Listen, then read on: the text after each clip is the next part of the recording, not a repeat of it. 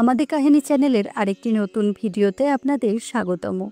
বন্ধুরা, আজকের এই ভিডিওর মাধ্যমে জানব শ্রীকৃষ্ণ কেন তার প্রিয় নগরী দ্বারকাকে রক্ষা করতে পারেননি, যাদবদের শেষ পরিণতি কী হয়েছিল এবং শ্রীকৃষ্ণ কিভাবে এই ধরাধাম ছেড়ে বৈকুণ্ঠ লোকে গমন করেছিলেন। কুরুক্ষেত্র যুদ্ধে পাণ্ডবরা জয়ী হয়, কিন্তু এই রক্তক্ষয়ী সংগ্রাম কাউকে সন্তুষ্ট করতে পারেনি। গান্ধারী তার শতপুত্রকে হারিয়ে শোকাহত হয়ে পড়েন। পাণ্ডব ও শ্রীকৃষ্ণ ক্ষমা চাইতে আসেন গান্ধারীর কাছে। তাদের আগমনের কথা শুনে গান্ধারী ক্রোধান্বিত হয়ে ওঠেন। তিনি শ্রীকৃষ্ণের কাছে এসে বললেন, আজ আমি এখানে দাঁড়িয়ে আমার পুত্রদের হারিয়ে বিলাপ করছি, ঠিক তেমনিভাবে একদিন আপনার যাদব বংশ ধ্বংস হবে।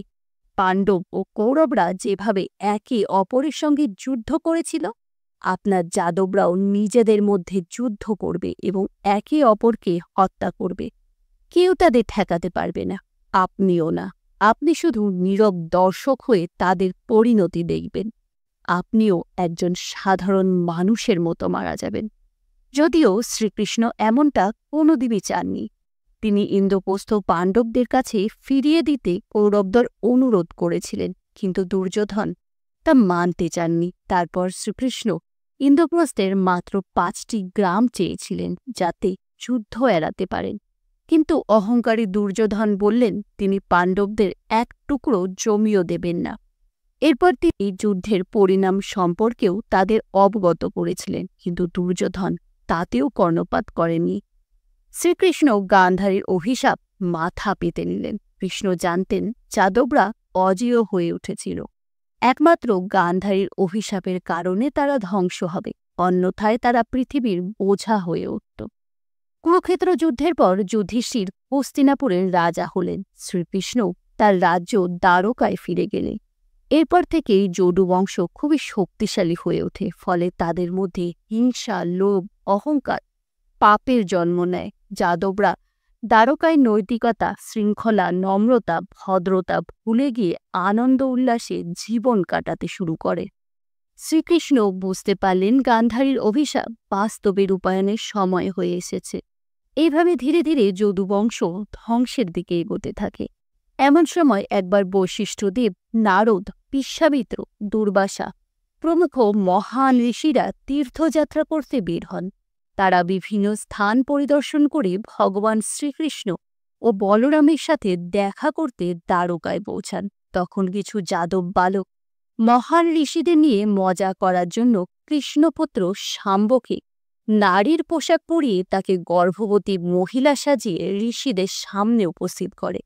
তারা তাদের ভবিষ্যৎবাণী করতে বলে যে এই গর্ভবতী মহিলা পুত্র জন্ম দেবে নাকি কন্যা। ঋষিরা তাদের ধ্যানের মাধ্যমে বুঝতে পারেন এ কোনো মহিলা নয়, বরং একটি বালক। তখন অত্যন্ত ক্ষিপ্ত হয়ে উঠে ঋষিরা অভিশাপ দেয়, যাকে তোমরা মহিলা সাজিয়ে এনেছ সে এক লৌহপিণ্ডের জন্ম দেবে, যা এই যদুবংশের ধ্বংসের কারণ হবে। অতঃপর ঋষিরা হাসতে হাসতে ঘটনাস্থল ত্যাগ করলেন। পরের দিন সকালে শাম্ব প্রসব বেদনা অনুভব করে এবং একটি মুষল প্রসব করে। এই ঘটনায় যাদবরা ভয় পেয়ে গেল। তারা তৎক্ষণাৎ উগ্রসেনের কাছে ছুটে গেল। উগ্রসেনের নির্দেশে এই মুষলটিকে পিষে গুঁড়ো করে সমুদ্রে ফেলে দেয়া হলো, কিন্তু ত্রিভুজাকৃতি একটি অংশকে কিছুতেই গুঁড়ো করা গেল না। এসব দেখে শ্রীকৃষ্ণ কেবল হাসলেন। শ্রীকৃষ্ণ বললেন, সময় পরিবর্তিত হচ্ছে, শাম্ব তার দায়িত্ব সঠিকভাবে পালন করেছে। এই বলে তিনি ওই স্থান ত্যাগ করলেন।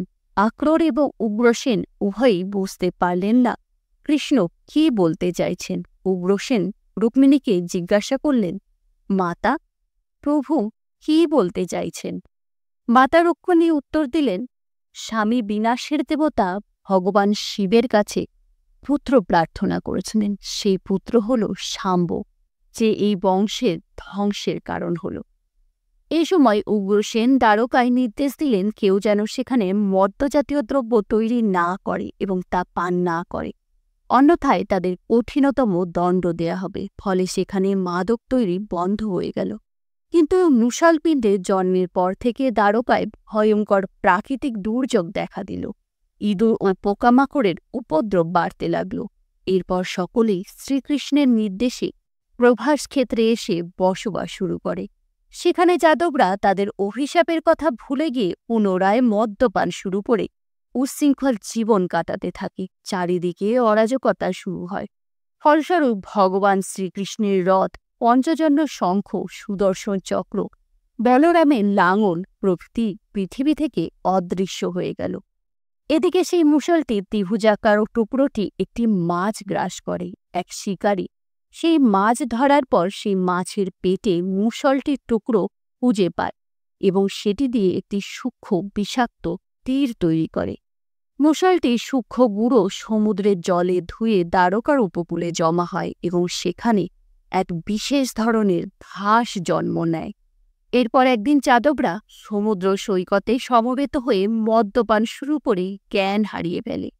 সত্যকি মহাভারতের যুদ্ধে পাণ্ডবদের পক্ষে যুদ্ধ করেছিলেন, কৃতবর্মা কৌরবদের পক্ষে।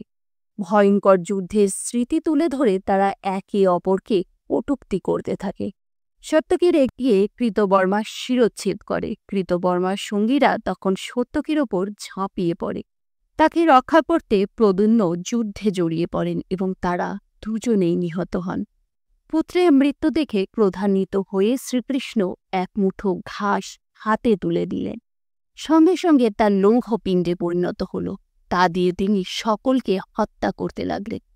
এই ঘাস আসলে শাম্বর জন্ম দেয়া সেই মুষল পিণ্ডের চূর্ণ থেকে জন্ম নিয়েছিল। এরপর যখনই কেউ ক্রোধে ওই ঘাস হাতে নিল, তখনই সেই ঘাস অস্ত্রে পরিণত হল। তা দিয়ে তারা একে অপরকে হত্যা করতে লাগল। শ্রীকৃষ্ণ যখন দেখলেন তার পুত্র শাম্ব এবং পৌত্র অনিরুদ্ধ মৃত্যুবরণ করেছে, তখন ক্রোধে তিনি অবশিষ্ট যাদবদেরও হত্যা করলেন। কিছুক্ষণের মধ্যেই সমস্ত যাদবরা মারা গেলেন। শ্রীকৃষ্ণ, দারুক এবং বাভরু তখন বলরামকে খুঁজতে লাগলেন। তারা দেখলেন বলরাম একটি গাছের নিচে গভীর ধ্যানে মগ্ন। শ্রীকৃষ্ণ তাকে বললেন, আপনি এখানে অপেক্ষা করুন, আমি এক্ষুনি আসছি। এরপর শ্রীকৃষ্ণ দারুককে হস্তিনাপুরে গিয়ে অর্জুনের কাছে যাদবদের গণহত্যার কাহিনী জানানোর নির্দেশ দেন। বাভ্রুকে বললেন দ্বারকায় গিয়ে সমস্ত নারী ও শিশুদের রক্ষা করতে, কিন্তু পথিমধ্যেই বাভ্রুর মৃত্যু ঘটে। বাভ্রুর মৃত্যুর পর শ্রীকৃষ্ণ স্বয়ং দ্বারকায় গেলেন এবং সেখানে তার পিতাকে বললেন, পিতা, শীঘ্রই অর্জুন এখানে আসতে চলেছেন। তার আসার আগে পর্যন্ত আপনি এই নগরের নারী ও শিশুদের রক্ষা করুন। এই বলে তিনি তার অনুমতি নিয়ে সেই স্থান ত্যাগ করলেন। কিন্তু প্রাসাদের বাইরে এসে তিনি নারী ও শিশুদের প্রচণ্ড আর্তনাদ শুনতে পেলেন। তিনি তাদেরকে আশ্বস্ত করে সেই স্থান থেকে প্রস্থান করলেন। তারপর ফিরে আসলেন বলরামের কাছে। কৃষ্ণ বলরামের কাছে এসে বললেন, হে ভ্রাতা, আমিও আপনার সাথে ধ্যানে বসব। কিন্তু বলরাম কোনো উত্তর দিলেন না। তার দেহ থেকে একটি সর্প বেরিয়ে আসলো, ফলে তার নশ্বর দেহের সমাপ্তি ঘটল। কৃষ্ণ উপলব্ধি করলেন তারও এই পৃথিবী ছেড়ে বৈকুণ্ঠ লোকে ফিরে যাওয়ার সময় এসেছে। শ্রীকৃষ্ণ তখন মহাযোগের আশ্রয় নিয়ে ধরিত্রীতে শুয়ে পড়লেন। তখন তার মনে পড়ল ঋষি দুর্বাসার কথা। একবার ঋষি দুর্বাসা শ্রীকৃষ্ণের শরীরকে সুরক্ষিত করার জন্য তার সারা শরীরে পায়েস লেপন করে দেন। কিন্তু শ্রীকৃষ্ণের পা মাটিতে ছিল বলে পায়ে তার লেপন করা হয়নি। ব্রাহ্মণের প্রতি শ্রদ্ধার কারণে তিনি ওই পায়েস নিজের পায়ে লেপন করতে দেননি। ঋষি দুর্বাসা তখন কৃষ্ণকে বললেন, হে প্রভু, আপনার মৃত্যু আপনার পদতলে। অতঃপর জরা নামে এক শিকারী সেখানে শিকার করতে আসে। শ্রীকৃষ্ণের লাল পদযুগল দেখে হরিণ ভেবে সে তীর নিক্ষেপ করে, যা তার গোড়ালিতে বিদ্ধ হয়। সেই তীরটি সেই মুষলের ত্রিভুজাকৃতি অংশ দিয়ে বানানো হয়েছিল, যা মাছের পেটের ভেতর ছিল। শিকারী শ্রীকৃষ্ণের কাছে পৌঁছালে সে তার ভুল বুঝতে পেরে ক্ষমা প্রার্থনা করে। কৃষ্ণ তাকে সান্ত্বনা দিয়ে বললেন, মৃত্যুই হল চিরন্তন সত্য। শ্রীকৃষ্ণ জরাকে বললেন, ত্রেতাযুগে ভগবান রাম জন্মে তিনি একটি গাছের আড়ালে লুকিয়ে বালিকে হত্যা করেছিলেন। জরা পূর্বজন্মে বালি ছিলেন। তিনিই বালিকে প্রতিশ্রুতি দিয়েছিলেন পরের জন্মে তার ছোড়া তীরে তিনি নিহত হবেন। সেই জন্যই শ্রীকৃষ্ণ ইচ্ছা করে তার পদতলে পায়েস লেপন করেননি। এইভাবেই ভগবান শ্রীকৃষ্ণ এই নশ্বর পৃথিবী ছেড়ে চলে গেলেন। দারুক হস্তিনাপুরে পৌঁছয়ে যাদবদের মর্মান্তিক মৃত্যুর কথা পাণ্ডবদের জানান। এই দুঃখজনক ঘটনা শুনে অর্জুন দ্বারকার উদ্দেশ্যে রওনা হলে অর্জুন নারী ও শিশুদের সেখান থেকে নিয়ে ইন্দ্রপ্রস্থে চলে গেলেন, কিন্তু পথে কিছু দুষ্কৃতীরা আক্রমণ করে তাদের লুণ্ঠন ও হত্যা করে। মহান তীরন্দাজ বীর অর্জুনও তাদের রক্ষা করতে ব্যর্থ হয়। অবশেষে অর্জুন অত্যন্ত হতাশাগ্রস্ত অবস্থায় হস্তিনাপুরে উপস্থিত হন।